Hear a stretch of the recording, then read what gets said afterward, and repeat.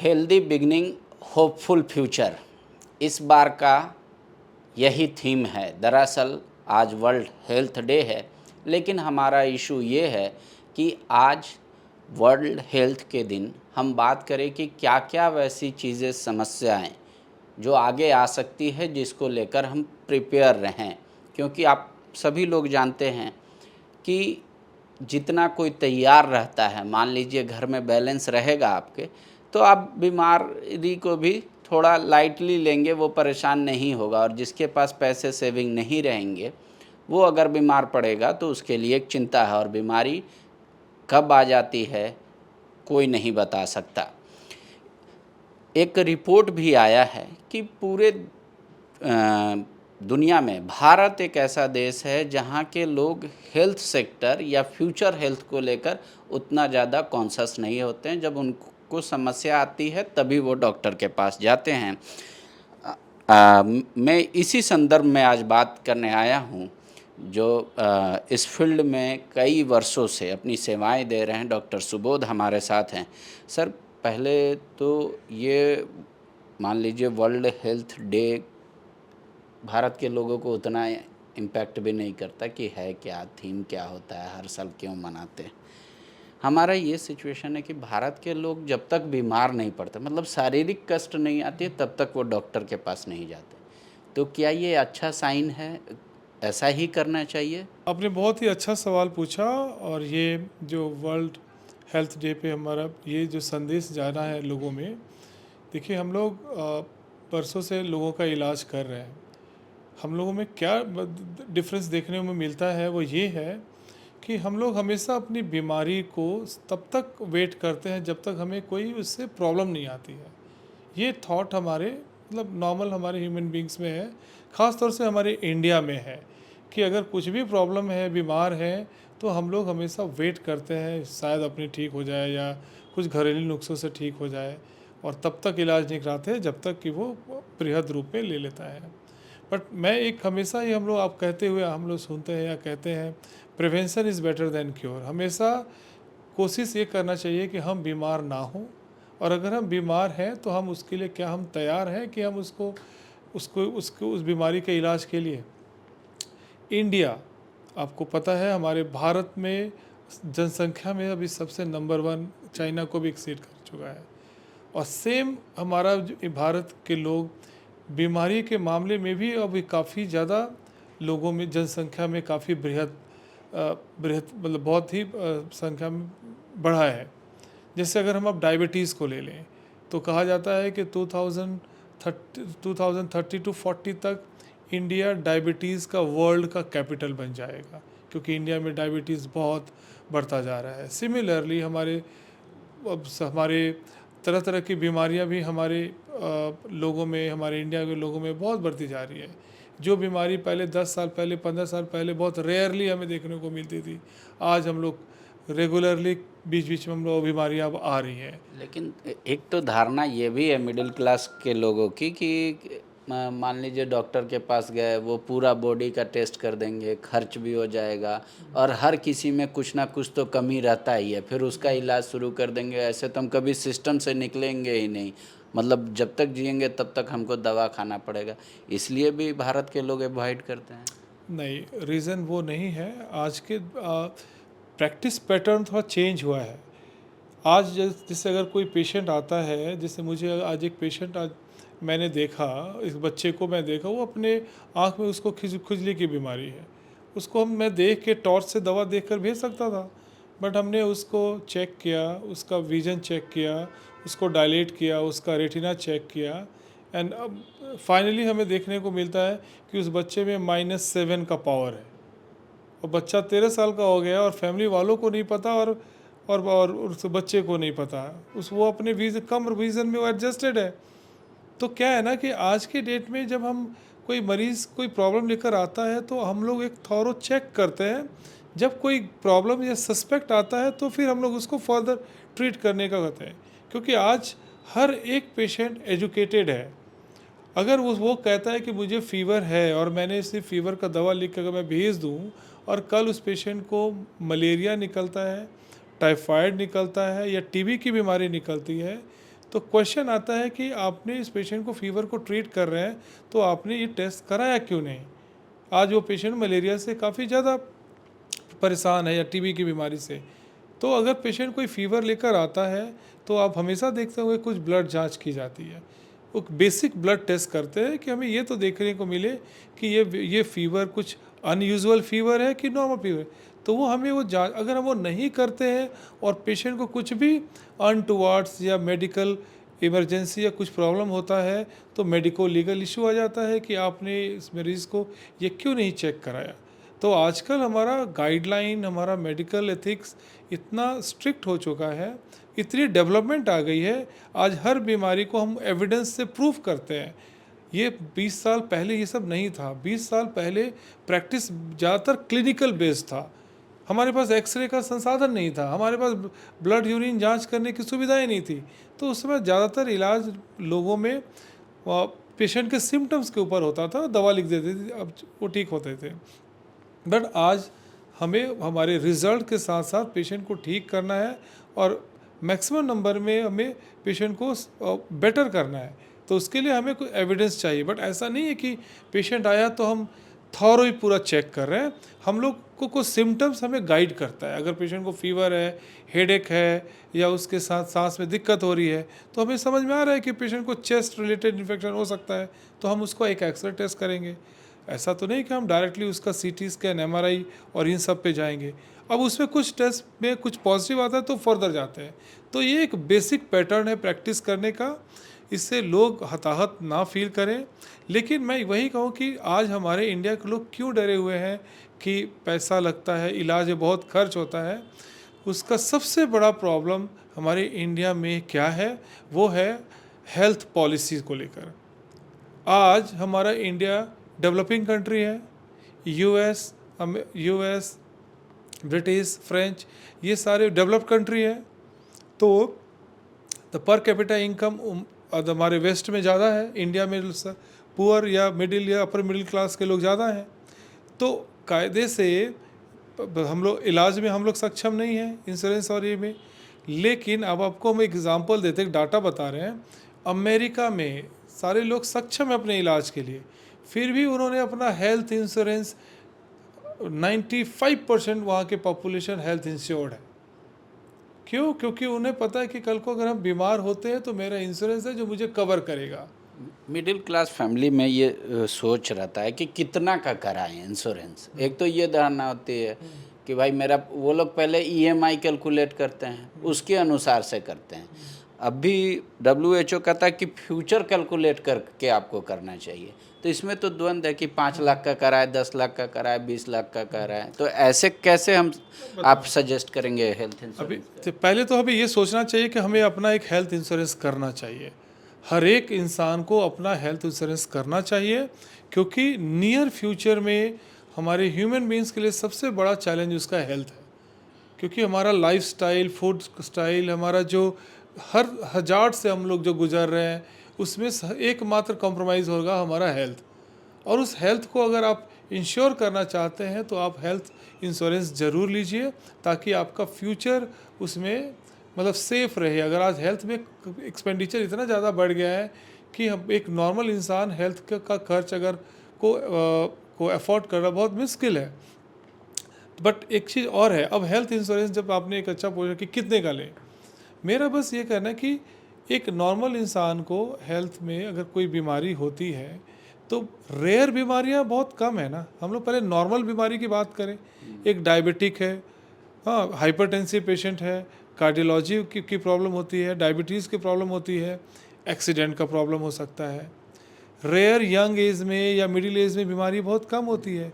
तो हमें एक फेयर 5 लाख का इंश्योरेंस करके रखें जो हमारे 5 लाख तक कवर करे, जिसका प्रीमियम और ईएमआई मुझे नहीं लगता है पूरे साल का आपको 1-2 हज़ार से ज़्यादा पड़ता है। इतना तो कोई भी पर्सन इसको इंश्योर कर सकता है। और इसमें 5 लाख में आपका बेसिक टेस्ट, आपकी जांच, जिसमें हम लोग जो पहला चीज़ जो हम लोग डरते हैं कि हम जाएंगे तो मुझे ब्लड जांच करेगा, मुझे एक्सरे करेगा, कंसल्टेशन फीस लगेगा, ये तो इसमें तो सारा कवर होता है आपका। तो आप अपना वो जो बेसिक हेल्थ का जो नीड है उसमें तो कवर हो रहा है। और उसके बाद अब रेयर डिजीज़ को आप पहले से कैलकुलेट तो नहीं कर सकते कि कौन सा पेशेंट को या किसको रेयर बीमारी होने वाली है। तो ये जैसे प्रधानमंत्री आयुष्मान योजना भी है, ये भी 5 लाख का कवर देता है, लेकिन हर हर हॉस्पिटल उसको मतलब एक्सेप्ट नहीं करते, और दूसरी बात बोलते हैं कि ये सारे बीमारी इसमें टेकअप नहीं होता, ये एक समस्या है। दूसरी समस्या ये है कि कुछ लोग ये कह रहे हैं कि नहीं, अब हॉस्पिटल चूँकि बड़े बड़े और अच्छे मतलब पूरे भारत में बन रहे, मेडिकल खर्च में ज़्यादा हो रहा है, तो ये कम से कम 10 लाख होना चाहिए। देखिए हेल्थ इंश्योरेंस जो आयुष्मान भारत योजना जो भारत सरकार, जो प्राइम मिनिस्टर, जो हमारे चीफ मिनिस्टर ने जो शुरुआत की है, ये बहुत ही एक अच्छा कदम है हेल्थ सेगमेंट को लेकर, क्योंकि मुझे आज हम उसका इम्पैक्ट देखने को मिल रहा है।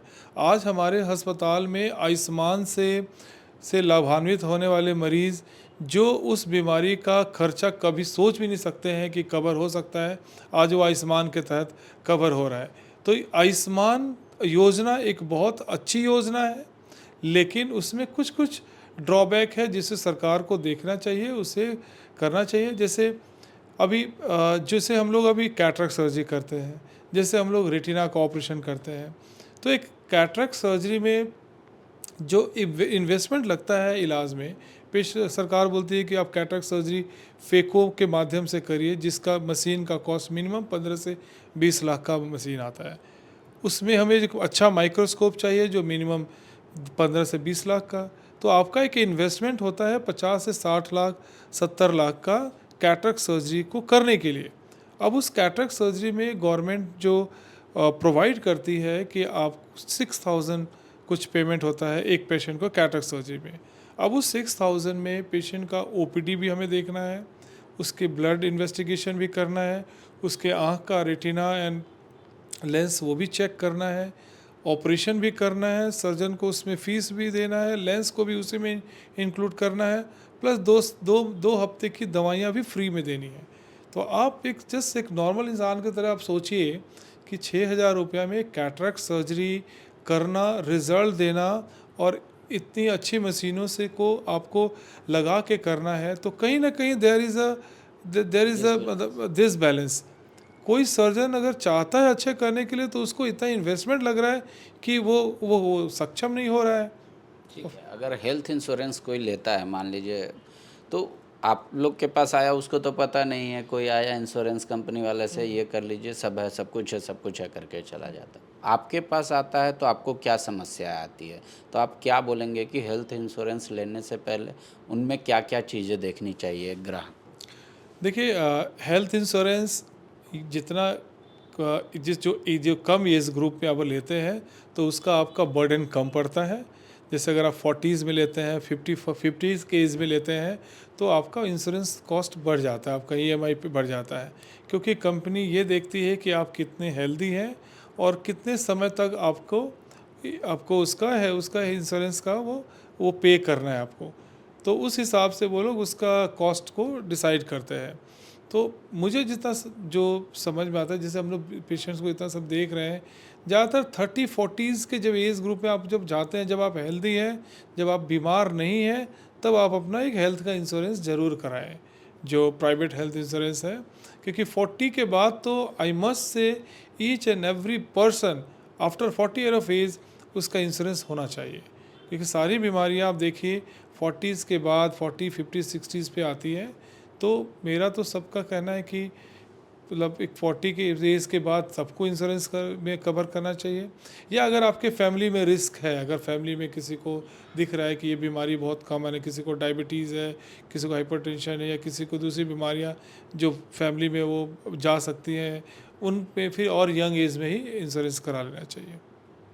और उसमें क्या कुछ देखना चाहिए कि मान लीजिए कि आम आदमी तो नहीं समझ पाता, उसको तो जो एडवाइज़र एडवाइज़ किया कि ये इंश्योरेंस ले लीजिए बहुत बढ़िया है, तो उसमें आप लोग कौन कौन सा चीज़ देखते हैं, कौन सी ऐसी चीज़ें देखते हैं जो कवर होना चाहिए? या देखिए अब कोई भी पेशेंट अगर जो आज कॉमन बीमारी के बारे में सोचना चाहिए, कोई भी बीमारी जैसे डायबिटीज़ से रिलेटेड ट्रीटमेंट को कवर करे, आई से रिलेटेड जो भी कैटरैक्ट, रेटिना, क्योंकि कैटरैक्ट सबको होना है, डायबिटिक है तो रेटिना में प्रॉब्लम होना है, तो आई रिलेटेड बीमारियों को वो इंश्योरेंस कवर करे।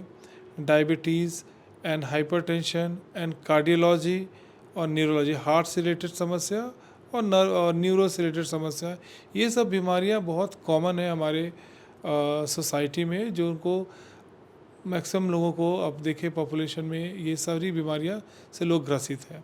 तो ऐसा इंश्योरेंस जो आई कार्डियोलॉजी, न्यूरोलॉजी, न्यूरो की प्रॉब्लम को अगर कैटर करता है तो उसको ज़रूर करें। अदरवाइज़ एक्सीडेंटल केस भी आते हैं तो वो लोग वो एक हमेशा ध्यान रखना चाहिए कि एक्सीडेंटल केस कभी भी किसी के साथ आ सकता है, बट वो ज़्यादा कॉमन नहीं है, तो आप कैटेगराइज इसके थ्रू कर सकते हैं। ठीक है सर, अब थोड़ा सा थीम चूँकि WHO का है healthy beginning and hopeful future. मान लीजिए कोई औरत शादी की, विवाह हुआ किया, अब वहाँ से वहाँ बिगनिंग शुरू हुआ एक नए बच्चे का, तो वो जब नए बच्चे को लाना चाह रही हैं, वहाँ से किसी मदर को ध्यान देने की ज़रूरत है जब बच्चा गर्भ में है, या आपको लगता है कि अब सभी कोई इसको तो आम तौर पे लेते हैं कि जब बच्चा आ जाएगा 9 महीने के बाद धरती पे, उसके बाद ध्यान देने की? नहीं, अगर आप जस्ट आपका मैरिज के बाद ही आपकी रिस्पॉन्सिबिलिटी बढ़ जाती है। जब तक आप बैचलर हैं, आप अकेले हैं और आप अपना रिस्पॉन्सिबिलिटी ले लेते हैं, बट द मोमेंट आप मैरिज करते हैं, आपकी रिस्पॉन्सिबिलिटी डबल हो जाती है। उसके बाद जब प्रेगनेंसी होती है तो आपकी रिस्पॉन्सिबिलिटी ट्रिपल हो जाती है। तो मेरा जो कहना है कि द मोमेंट आप मैरिज करते हैं, उसके बाद ही आपको इंश्योरेंस ले लेना चाहिए, क्योंकि आजकल कुछ इंश्योरेंस है जो प्रेगनेंसी को भी कवर करता है, और आजकल आप देख रहे हैं कि नॉर्मल प्रेगनेंसी, नॉर्मल डिलीवरी कम होती है by choice of the patient. आजकल पेशेंट ही चाहते हैं कि नहीं, हम उस लेबर पेन या डिलीवरी के पेन में नहीं जाना चाहते हैं, तो हमें इलेक्टिव सिजेरियन कराना है। तो इलेक्टिव सिजेरियन का कॉस्ट, उसके रिलेटेड कॉस्ट, हॉस्पिटलाइजेशन कॉस्ट बहुत बढ़ जाता है। तो आजकल इंश्योरेंस है, हेल्थ इंश्योरेंस, जो ये इलेक्टिव प्रेगनेंसी प्लान सिजेरियन को भी वो कवर करता है। फिर बच्चे आजकल जो प्री मैच्योरली जन्म ले रहे हैं, उनका फिर वो NICU में स्टे, NICU का कॉस्ट बच्चों में बढ़ जाता है। तो पहला सेटबैक तो वहीं शुरू होता है, द मोमेंट प्रेगनेंसी हुई, डिलीवरी हुई, फिर वो हेल्थ रिलेटेड जो एक्सपेंडिचर का कॉस्ट तो बढ़ने लगता है। मतलब भले ही आज ये सामान्य चीज़ नहीं हो भारत में, लेकिन आप कह रहे हैं कि हेल्थ इंश्योरेंस की इतनी ज़रूरत है कि एकदम सामान्य होगा, हर नागरिकों की इसकी आवश्यकता है। बिल्कुल, अगर आज एक इंसान, एक ह्यूमन बीइंग या एक इंसान अगर ये कैपेबल है कि साल का 2 से 3 हज़ार रुपया वो पे कर सकता है अपने हेल्थ के लिए, तो उसे ज़रूर करना चाहिए, क्योंकि वो उससे ये 3 हज़ार रुपया में जो उसको 4 लाख 5 लाख का जितना भी जो भी उसको इंश्योरेंस मिलता है, वो नियर फ्यूचर में उसको हेल्थ से रिलेटेड जो प्रॉब्लम या उसका एक्सपेंडिचर में जो इतना कॉस्ट इन्वॉल्व होता है, वो उसके लिए काफ़ी सेफ़ रहेगा। तो WHO का ये कहना बहुत सही है कि आप हेल्दी फ्यूचर के लिए आप अभी से अलर्ट हो जाइए कि हम उसको पहले से हम प्लान कर लें कि मेरा हेल्थ और हेल्थ से रिलेटेड समस्या को हम पहले से प्रॉब्लम को सॉल्व करने के लिए इंश्योरेंस ले जाए। Insurance is the biggest part, and I am seeing कि मुझे जो मैं सर्जरी करता हूँ उसमें 40% पेशेंट इंश्योर्ड होते हैं। ये हमारा अभी का जनरेशन जो पेरेंट्स हैं, बट 10-20 साल बाद जो हमारे एज वाले जो जनरेशन जब वो ओल्ड होंगे ना, दे आर 90% वो इंश्योर्ड होंगे, क्योंकि हमारा जनरेशन को पता है कि हम लोग इंश्योरेंस कितना जरूर, हमारे पेरेंट्स का इंश्योरेंस नहीं था, but in the coming future, in the next 10 years, हम इंडिया भी मतलब हमारे जो मैक्सिमम 70 to 80% लोग इंश्योर्ड होंगे जो लोग एजुकेटेड है। गोल, जहां 27 वर्षों के सफर में 17,000 से भी अधिक छात्रों ने डॉक्टर एवं इंजीनियर बनकर भरे सफलता की ऊंची उड़ान, जहां साधारण छात्र भी झारखंड टॉपर्स बनकर बना रहे इतिहास। दूरदर्शी शिक्षाविद श्री विपिन सिंह के मार्गदर्शन में मेडिकल एवं इंजीनियरिंग के लाखों छात्रों के लिए आशा की किरण के रूप में गोल, नेशंस लीडिंग इंस्टीट्यूट। बायोम सिर्फ मेडिकल प्रिपरेशन का संस्थान। बायोम से लगातार दूसरी बार नीट यूजी में 700 मार्क्स पार। 10th पास स्टूडेंट्स के लिए फाउंडेशन कोर्स, 11th पास स्टूडेंट्स के लिए फ्रेशर कोर्स और 12th पास स्टूडेंट्स के लिए टारगेट कोर्स 17 अप्रैल से शुरू हो रहे हैं। कॉल 7360066190 और visit Biome, circular road near women's college and Hinoo, Ranchi. thefollowup.in. Like, share, and subscribe. www.thefollowup.in